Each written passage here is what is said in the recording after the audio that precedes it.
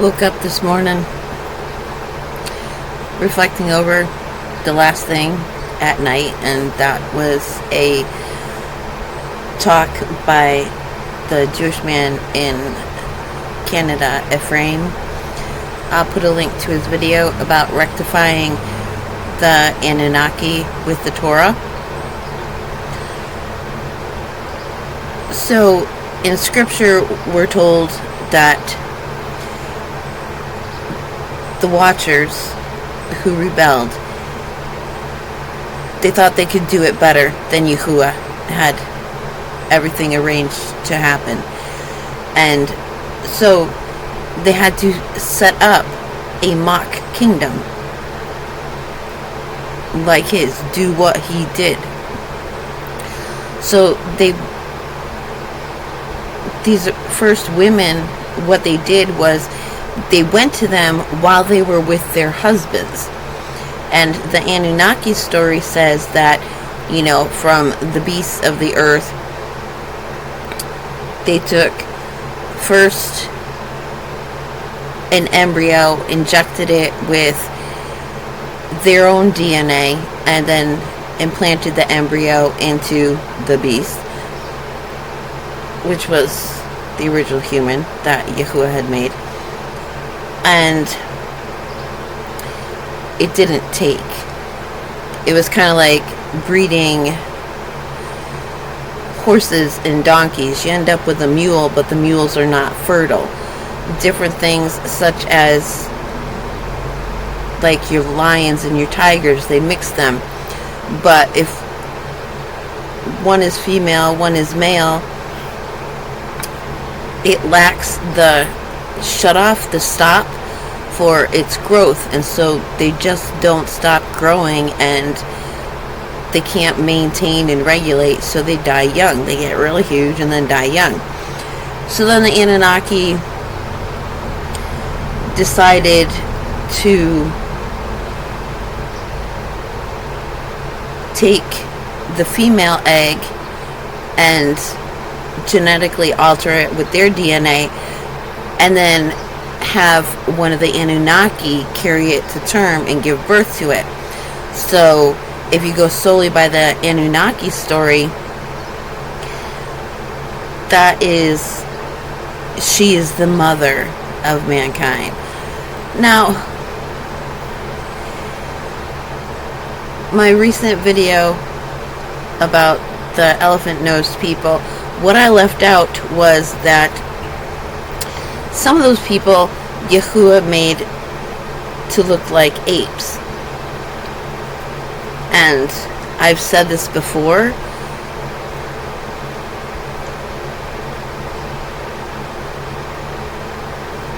the monkey gene, RH positive. A lot of humanity is descended from that, obviously, because RH negative, the ones that weren't made to look more like monkeys, are much more rare. And that's why they are not as easily subdued and are more spiritually aware and awake, like Adam and Eve were. Whereas they let other people teach the opposite. Good is bad, bad is good, upside down, right side up, inside out, outside in. So they like to say, oh no, the RH negative, those are the evil ones, those are the children of the Anunnaki. No. And that Anunnaki are just the Watchers. Then they had the Nephilim, and there are several names. So like breeding a horse and a donkey, they couldn't reproduce with their own kind. So that's why you have the first generation are the Anakim or Nephilim. Then the next generation would have been the Rephaim or Elio. So basically, like, the weak ones were the ones that were like 1/8 angel. And in Jubilees it says, the Nephil who slew the Elio, who slew mankind, who slew one another, and the animals. So they like to say, oh, well, the Babylonian record is older.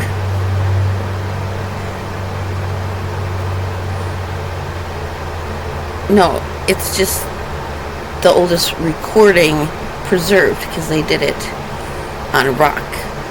And the writings were preserved by one of Noah's offspring. He found it and he hid it. It was accounted as a sin to him. And you read through the histories, and they destroy the Torah. They burn copies of it. So, of course, none of it survived, and they can boast ours is the oldest copy, so therefore it must be true. But it's not. And what's the discrepancy with the names and the descriptions? Well, at the Tower of Babel, all of language was confused. So George became Fred, and Hannah became Susie, and vice versa. All mixed up. And so I'm doing research on that, and I'm reading through the scriptures, and then I wake up fully realizing what I had read yesterday about that time of the end where one will be received and one will not. Direct energy weapons, the one that's not received, sulfur. You're going to be standing, and all of a sudden, people fried. And then it goes on to talk about Lot. And we definitely got the watered down version. We read, and righteous Lot, who was saved from Sodom and Gomorrah. Well, reading through Jubilees, he was only saved on Abraham's account, because Abraham had basically, raised him, looked after him, protected him, rescued him. And so Abraham was really attached to him. So Yahuwah said, angels, okay, take him out. And we read that, his daughters got him drunk and they got pregnant so that they could have offspring, because they were afraid there's nobody left on earth. They thought everything was destroyed. Well, that is not how Yahuwah sees it. In Jubilees we read, he said, all of Lot's seed will be destroyed off the earth because he was intimate with his daughters. And that's why Yahuwah, before the flood, he took up and he allowed to pass away. He waited for all the righteous people to pass away so that they would not have to see the destruction that came upon the earth. They're not going to have to see what we're going to see. People dying all around us.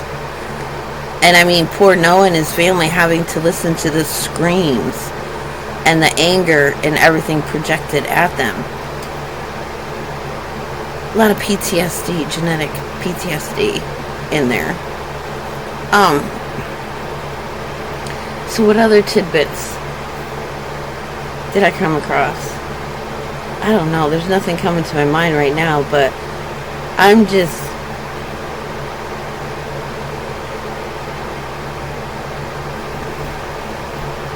Number one, everybody we told was righteous wasn't necessarily so. And the normalization, the reason that they do it is the normalization of intimacy between a parent and child. Like, oh, he was a righteous man. It doesn't, the whitewash version does not tell us what Yahuwah thought about that. And when I was in Southern California, there were, anarchists there, and some, that had published stuff that was widely known. And one of them gave me a pamphlet, and I'm reading through it, and they tap into, just like all the world's religions, they tap into one truth and then lead you into devastation. Because I'm reading through it and I'm like, I can agree with that. I can agree with that. And then it got questionable. Why shouldn't a parent whose child came out of their own body, who they nurtured and fed and developed so that they could be this beautiful, hot little number, why shouldn't that parent be allowed to lead that child with a collar and decide what was done with that post-pubescent offspring? So that's the agenda, with just not including the rest of Lot's story, to normalize that sort of thing. Because I was like, and out in public and doing, and I mean, Lot, if I lived in a town that killed my child for feeding a stranger, I would have left the town. But no, he stayed. And then when the angels came, he threw out another child to get tortured and mutilated and all that stuff. And okay, second chance. Maybe if he sees all this destruction, he'll understand, because Abraham's precious to me and I don't want to break Abraham's heart, so I'll have Lot rescued. And then that happens. And it's like, did what I could, but no.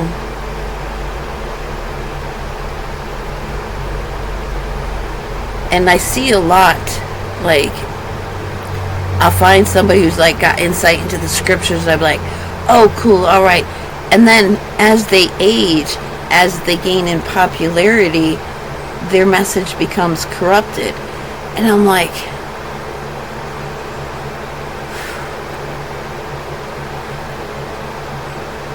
the traps and the snares, and people are falling for them left and right, and it breaks my heart, because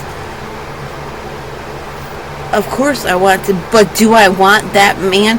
Because once that corruption creeps in, like, they start taking money, advertising, it becomes like a big circus, and constantly, interrupting the program to solicit funds.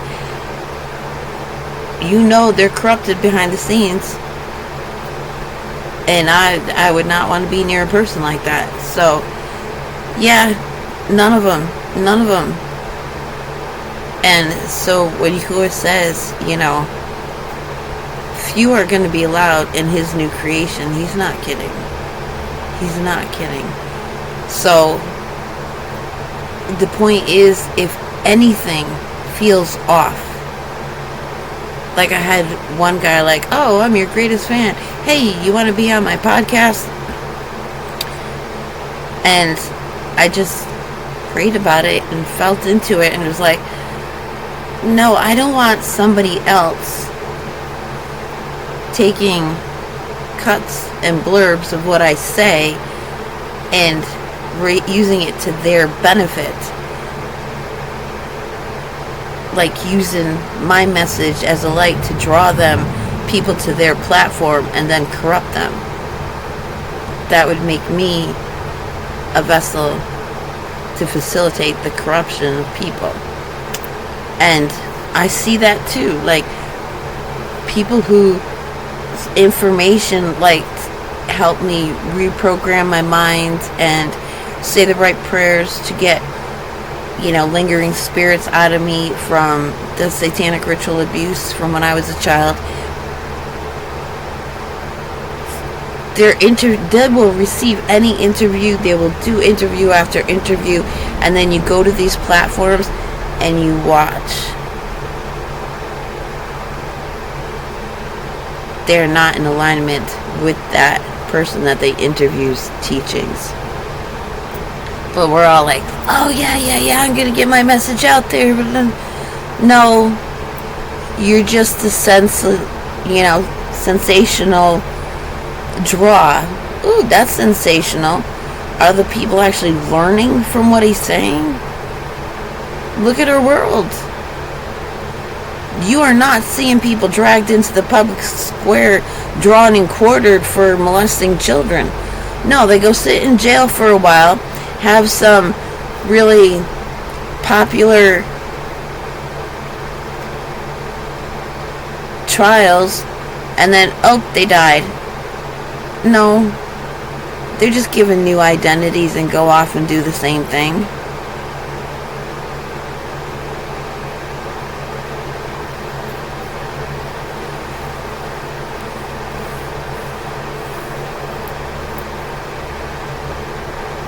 For hearts that want to love and want to find the good in people, that's a hard truth to accept. But once you do, like, would you want these people in your home? No. Then stop trying to find virtue in them.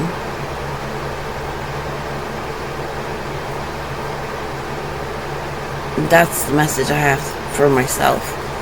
And I'll share it with anybody else. Stop looking for those silver linings around those big perverted clouds. It's not there. And if humanity has direct energy weapons, how much more does Yahuwah? It is definitely not these Anunnaki, these fallen ones, these aliens that we need to fear. No.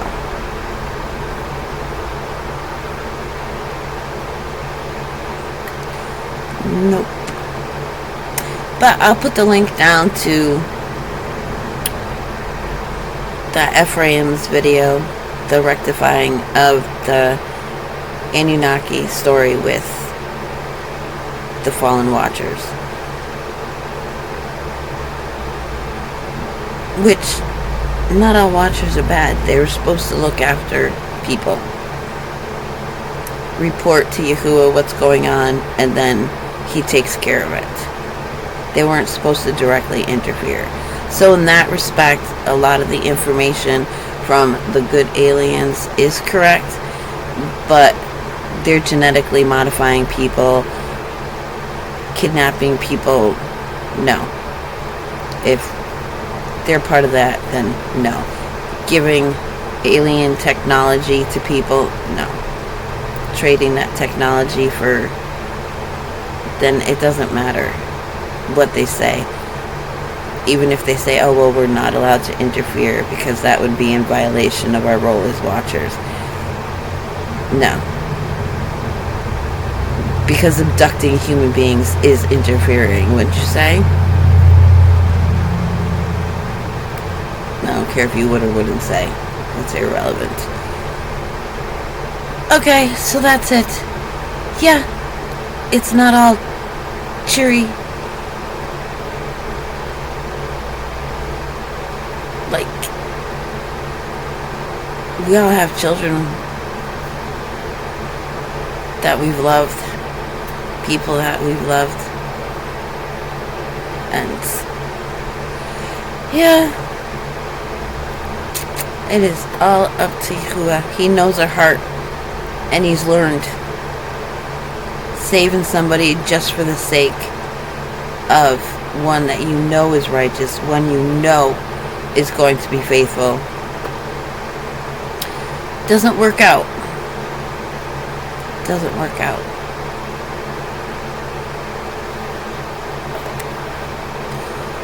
Truth sucks.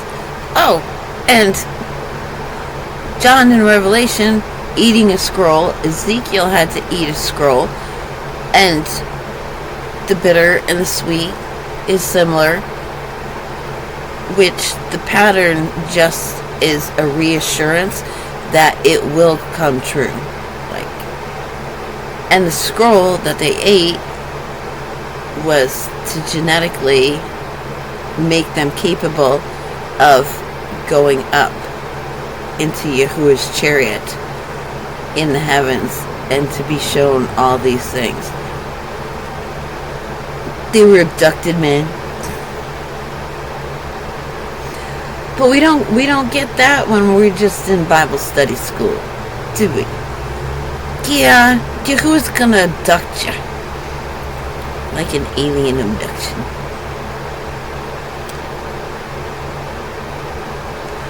All of the ideas to get used to. Very interesting. Very, very interesting. But reading through Jubilees, it is very clear that all these feasts, all these Sabbaths, all these new moons were from the time of Adam and Eve, before that even, because it says that up in heaven the angels around Yahuwah's throne help keep the Sabbaths and the Jubilees and the Sukkots and the Shavuots, and they happen on the days they do because those are the designated days.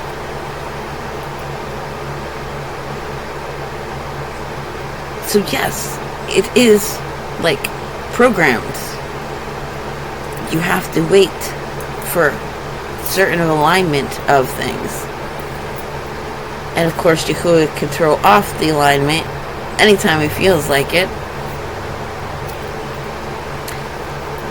Another thing in Jubilees, reinforcement on if they don't observe the feast, they will dislodge the seasons. So it very much is. People have observed. You know, Yahusha was number 13. 13 is the making of a covenant. Ritual magic. That's why Trump bombed Iran on the solstice. A ritual offering. So keeping the Sabbath is very much like a magic ritual. Ritual magic. It's just, what are you using it for?